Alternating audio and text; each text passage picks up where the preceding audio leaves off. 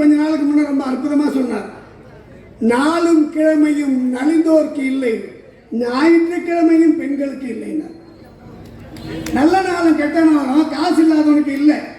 அவனுக்கு கிறிஸ்துமஸா, பொங்கலா, ரம்ஜானா, பக்ரீத், பெண்களுக்கான இயக்கம் ஏராளமாக இருந்தாலும் திராவிட இயக்கத்தை போல ஒரு இயக்கம் இந்த மண்ணிலே இதுவரை தோன்றியதில்லை.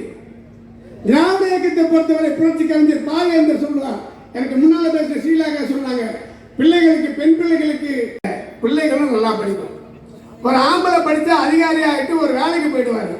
ஆனால் பெண்ணாகப்பட்டவள் தன்னையும் பார்த்து ஆளாக்க வேண்டும், சமூகத்தில் உயர்ந்தவளாக ஆக்க வேண்டும் என்கிற காரணத்தினால்தான் புதுமை பெண் என்கிற ஒரு திட்டத்தை தளபதி அவர்கள் கொண்டு வந்தார். அந்த திட்டத்திற்கு ஏற்கனவே ஒரு பேர் இருந்துச்சு.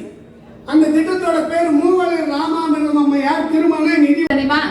ரோட்ல போறோம், ஆக்சிடென்ட் ஆயிடுச்சு, என்ன செய்வோம்? முன்னால என்ன செய்வோம்?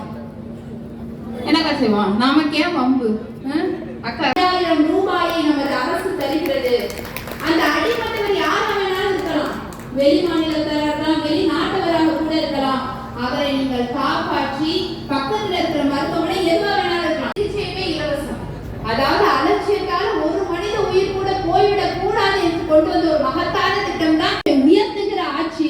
இந்த ஆட்சி, இந்த 4 ஆண்டு சாதனைகள் என்பது இன்னும் 40 ஆண்டுகள் கழித்தாலும் வரலாற்றின் பொன்னேடுகளிலே பதிக்கப்பட வேண்டிய சாதனைகளை நம்முடைய மாண்புமிகு தமிழ்நாட்டு முதலமைச்சர் அவர்கள் செய்து கொண்டிருக்கிறார்.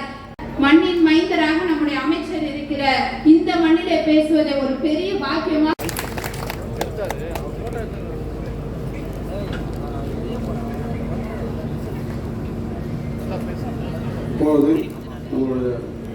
மிக சீரிய முறையில் ஏற்பாடு செய்யப்பட்டிருக்கிற அன்பிற்கும் பெரு மரியாதைக்கும் உரிய நகர கழகத்துடைய செயலாளரும் அவர்களே, எனக்கு முன்னால்